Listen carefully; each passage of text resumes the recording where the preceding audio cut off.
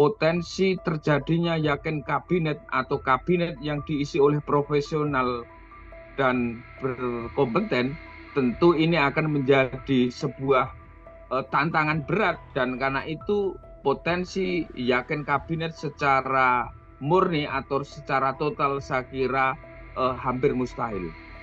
Dari itu semua, maka penambahan kursi kabinet ini juga beraroma untuk bagian eh, melakukan akomodasi politik. Secara realitas politik, pembentukan yakan kabinet ini bisa dikatakan hampir mustahil atau sekedar ilusi politik saja. Tribunas Tribun on Fokus kembali menjumpai Anda bersama saya Mariananda. Prabowo Subianto dan Gibran Rakabuming Raka dikabarkan akan membentuk kabinet second di era pemerintahannya. Tak hanya itu, Prabowo Gibran juga disebut akan menambah jumlah kementerian dalam kabinetnya. Seperti yang kita ketahui bahwa kabinet second akan diisi oleh individu-individu yang berkompeten di bidangnya, meski mereka juga bisa diajukan oleh partai politik. Kini Prabowo sedang merampungkan komposisi menteri di kabinetnya sebelum pelantikan pada 20 Oktober 2024 mendatang. Namun apakah benar kabinet second ini dibentuk untuk kepentingan negara ataupun justru sebaliknya hanya sebagai gimmick hingga dalih bagi-bagi kekuasaan? Hari ini kita akan membahasnya bersama Direktur Eksekutif Skala Data Indonesia, ada Arief Nurul Imam. Kita sapa terlebih dahulu di sana. Sudah tergabung bersama kami melalui panggilan Zoom. Ada Bang Arief. Halo Bang Arief, apa kabar?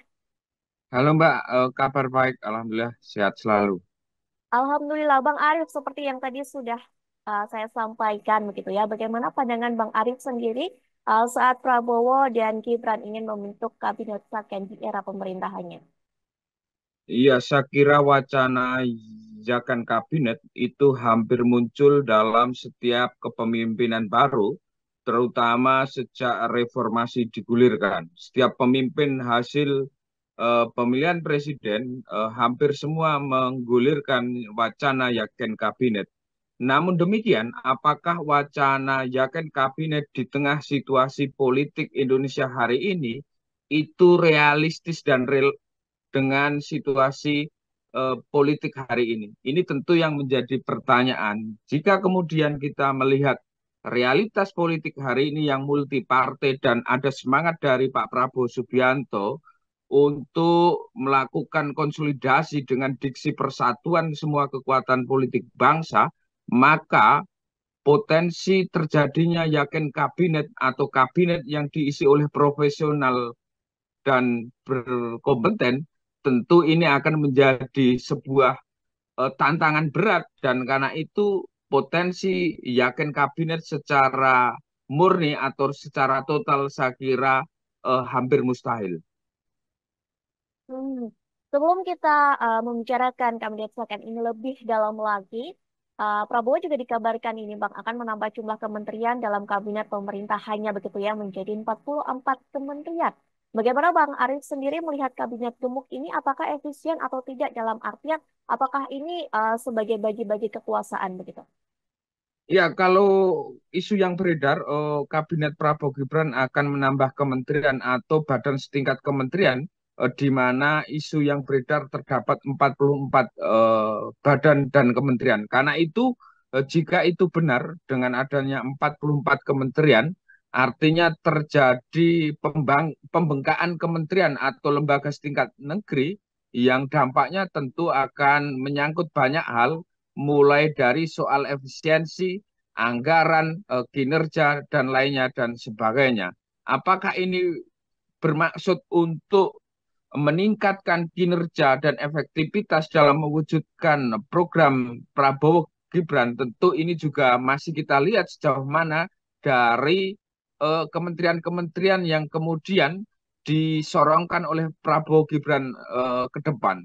Kedua, apakah ini juga bagian akomodasi politik dengan penambahan kementerian tersebut? Tentu selain faktor mempertimbangkan kebutuhan terhadap program dan visi misi dari Prabowo Gibran, tentu tidak lepas dari faktor akomodasi politik agar menambah ruang politik bagi kekuatan-kekuatan politik yang akan masuk memperkuat kabinet pemerintah Prabowo Gibran, baik itu dari partai politik pendukung ataupun partai politik pengusung.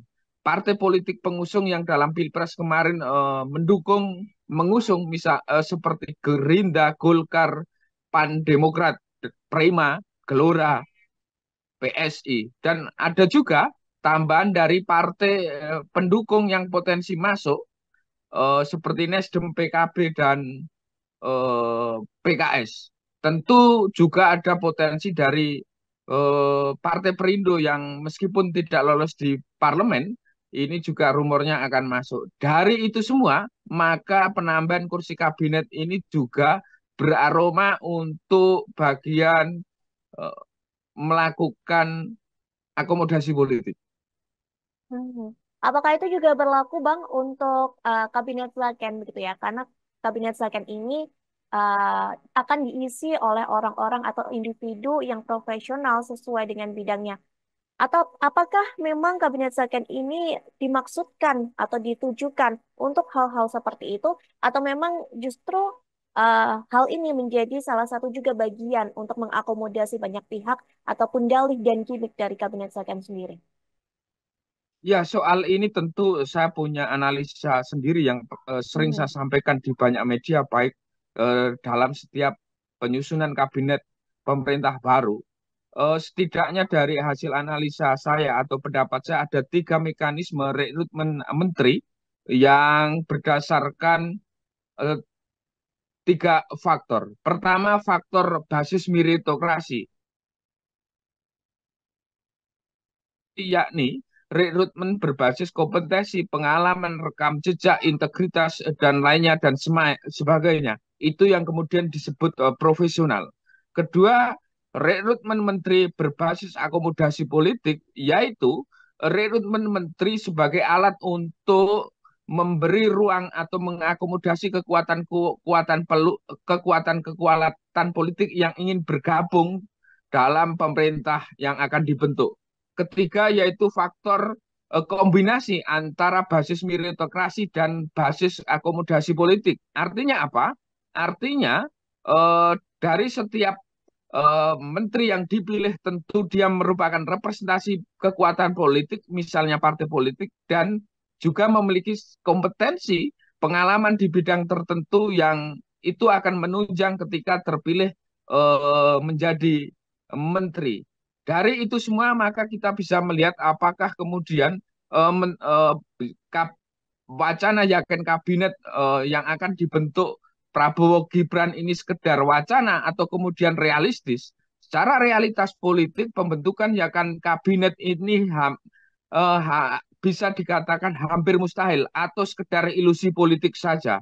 Namun demikian, yang mungkin adalah basis kombinasi politik, kombinasi antara basis meritokrasi dan basis kekuatan akomodasi politik, sehingga meskipun ini akomodasi politik juga tidak mengabaikan faktor kompetensi dari setiap menteri yang ditunjuk untuk duduk di jabatan kementerian atau setingkat kementerian. Artinya kalau dilihat dari pendefinisian yakin kabinet profesional murni tanpa kekuatan partai politik, saya kira ini sebuah ilusi politik. Tetapi kalau kemudian ini kita definisikan sebagai yakin kabinet berasal dari orang profesional, bisa benar ketika faktor-faktor akomodasi politik yang merepresentasikan kekuatan politik itu dimasukkan kategori tersebut. Saya kira itu Mbak soal wacana yakin kabinet yang mengemuka di beberapa hari terakhir ini. Baik. Namun apakah menurut Bang Arif sendiri dengan dibentuknya Kabinet Slaken ini berarti Prabowo mengabaikan hingga merendahkan kadar partai meskipun memang disebut bisa juga berasal dari kalangan parpol? Ya, saya kira tidak merendahkan partai politik, karena partai politik selain sebagai alat artikulasi politik juga merupakan alat kaderisasi politik. Sehingga tantangan partai politik adalah melakukan kaderisasi, tidak hanya kaderisasi politik, tetapi juga kaderisasi profesional. Artinya partai politik juga harus mengkader orang-orang profesional yang kemudian melek politik dan kemudian siap didistribusikan ketika harus menunjuk kader-kadernya untuk diduduk di jabatan-jabatan strategis, misalnya menteri. Karena itu apa yang disampaikan Prabowo Subianto itu saya kira sebagai jalan kompromi antara keinginan untuk membentuk yakin kabinet yang profesional dengan realitas politik yang multipartai sehingga mau tidak mau harus melakukan akomodasi politik. Mhm. Lalu Bang, dengan adanya Kabinet Zaken dan Kabinet Gemuk ini begitu ya, apakah gerak pemerintah ini semakin lincah atau justru sebaliknya, gerak kabinet akan melambat begitu ya, mengingat penambahan kementerian justru memperpanjang rantai birokrasi dan menambah beban dari operasional. Ya, saya kira kalau dilihat dari sejauh mana kinerja pemerintah, apakah akan semakin lambat atau semakin lincah, Mhm. tentu semakin bertambahnya kementerian dan kekuatan politik yang masuk, eh, dampaknya kemudian harus melakukan konsolidasi dan komunikasi dengan banyak kekuatan politik, dengan banyak kementerian yang ada, sehingga tentu itu akan sedikit akan menghambat dari kinerja pemerintah. Dampaknya adalah ke pemerintah ke depan tidak lincah karena terlalu gemuk. Oke, untuk keuntungan Kabinet Zaken sendiri, seperti yang kita ketahui ya, bahwa kursi menteri pastinya akan diisi oleh orang-orang profesional yang sesuai dengan bidangnya. Namun sebenarnya apa saja Bang, kelemahan dari Kabinet Zaken tersebut? Ya, kalau kementerian yang diisi oleh profesional murni itu tentu memiliki keuntungan di mana orang yang ditunjuk adalah orang-orang yang kompeten, memiliki pengalaman dan memiliki reputasi. Tetapi kelemahannya adalah di tengah sistem multipartai hari ini, meskipun kita menganut presidensialisme, tetapi beraroma multipartai. Karena itu, ketika tidak melakukan akomodasi politik, maka pemerintah yang dibangun potensial terciptanya instabilitas politik. Instabilitas politik bisa terganggu misalnya ketika pemerintah tidak memiliki dukungan di parlemen 50% plus satu, akan diganjal dan dihambat ketika membuat program maupun kebijakan di DPR. Ini nilai kurangnya ketika yakin kabinet eh, murni di tengah sistem politik yang multipartai. Hmm.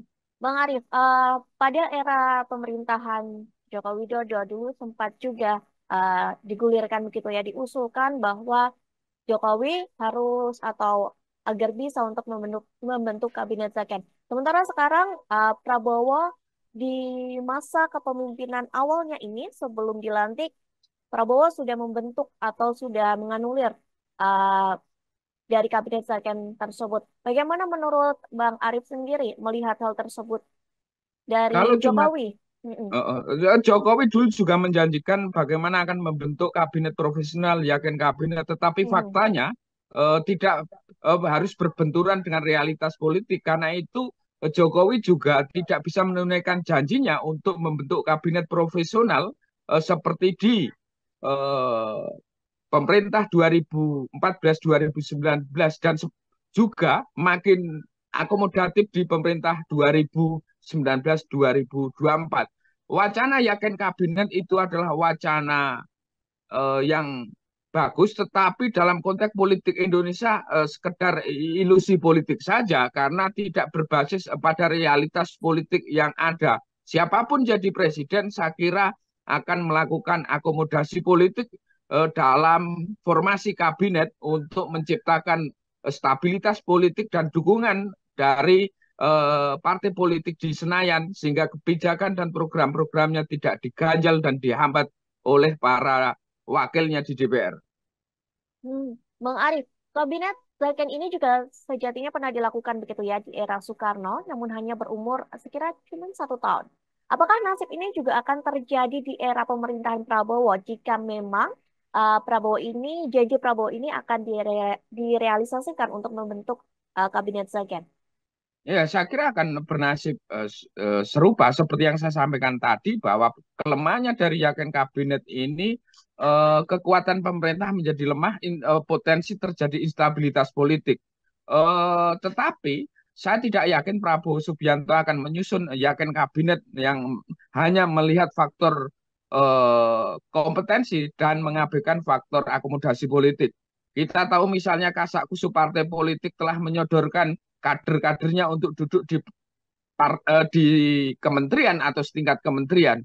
Itu artinya gejala yang ada yakin kabinet dalam arti yakin kabinet murni atau profesional tanpa akomodasi politik hampir mustahil juga akan dilakukan oleh Pak Prabowo dan Gibran Rakabuming.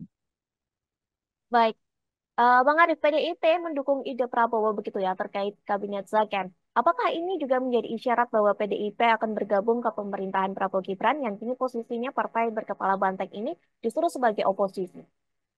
Ya, soal dukungan PDI pada bergabungnya PDI di pemerintah atau berada di luar pemerintah memang menjadi tema menarik politik belakangan ini mengingat relasi PDIP dengan Joko Widodo hari ini memburuk dan terjadi konflik terbuka. Padahal kita tahu bahwa Prabowo Gibran didukung penuh oleh Jokowi, bahkan anaknya Gibran Rakabuming menjadi calon wakil presidennya Prabowo Subianto.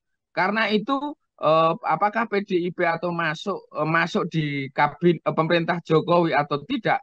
Hari ini kalau kita lihat misalnya jika Pak Jokowi masuk memiliki peran yang signifikan, tentu PDIP besar kemungkinan tidak akan masuk di kabinet. Tetapi kalau kemudian dilihat PDIP peran Jokowi ini terbatas, tentu akan menjadi pertimbangan PDIP untuk masuk di kabinet dan bergabung di pemerintah Prabowo ke depan.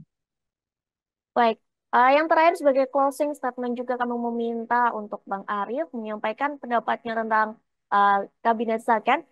Seperti apa yang sejatinya harus dilakukan oleh pemerintahan Prabowo agar Kabinet Zaken ini berjalan dengan semestinya? Ya, wacana kabinet yakin adalah wacana bagus, tetapi harus diingat di tengah sistem multipartai hari ini tidak ada kekuatan politik yang mendukung pemerintah tanpa dalam tanda petik meminta jatah konsesi politik. Karena itu mau tidak mau setiap pemerintah atau setiap presiden terpilih harus melakukan akomodasi politik. Tetapi yang harus digarisbawahi bahwa akomodasi politik di tengah sistem multipartai hari ini saya kira bukan sesuatu perbuatan yang diharamkan, melainkan bagaimana melakukan akomodasi politik tanpa mengabaikan faktor integritas, faktor kompetensi, faktor reputasi, faktor pengalaman, dan lainnya, dan sebagainya. Jadi ketika itu bisa dilakukan, maka meskipun bukan kabinet meskipun akomodasi politik, tetapi juga tidak mengabaikan faktor kompetensi profesional dan pengalaman. Dan karena itu kinerja pemerintah ke depan dengan didukung oleh menteri-menteri yang profesional, meskipun juga mewakili unsur kekuatan politik, tentu akan menunjukkan atau bisa bekerja secara maksimal sehingga akan sukses mengantarkan apa yang menjadi janji dan harapan Prabowo Gibran pada Pilpres kemarin. Baik, terima kasih Bang Arief atas waktu dan kesempatannya. Kita nantikan bersama begitu ya siapa saja nama-nama yang akan menduduki kursi kabinet pemerintahan dari Prabowo Gibran. Serta bagaimana kinerja kabinet Zaken dalam pemerintahan 5 tahun ke depan. Sekali lagi terima kasih Bang Arief sudah berkenan bergabung bersama kami di Tribun News on Focus hari ini. Semoga kita bisa berbincang di lain kesempatan. Sehat selalu Bang Arief. Terima kasih juga untuk Tribuners yang sudah menyaksikan program Tribun News on Focus hari ini. Di akhir kata, saya Mariana dan kru yang bertugas. Kami undur diri, terima kasih dan sampai jumpa. Download Tribun X sekarang. Menghadirkan lokal menjadi Indonesia.